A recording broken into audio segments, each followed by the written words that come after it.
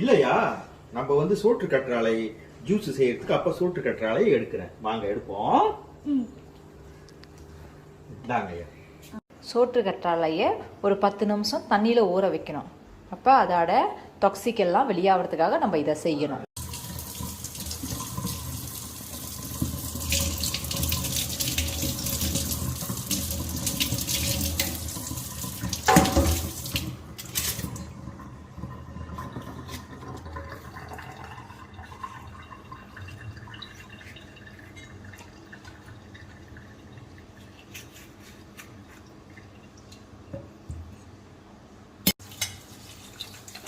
அம்மா என்னம்மா பண்ணீங்க?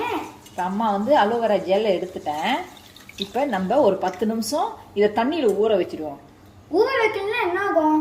ஏன் ஊற வைக்கணும்னா இதுல வந்து நச்சுத்தன்மை இருக்கும். அந்த நச்சுத்தன்மை போக்குறதுக்காக நம்ம 10 நிமிஷம் தண்ணியில ஊற வச்சுட்டு அதுக்கப்புறம் 7 தடவை கழுவி எடுத்துட்டு அதுக்கப்புறம் தான் ஜூஸ் செய்யணும். சரிங்களா? சரிம்மா. ஓகே. இப்போ ஜூஸ் ரெடி ஆயிடுச்சுயா.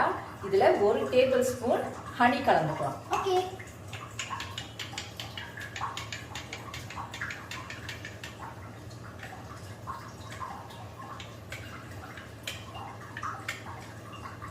இப்போ ஜூஸ் ரெடி ஆயிடுச்சு. நம்ம குடிக்கலாம்.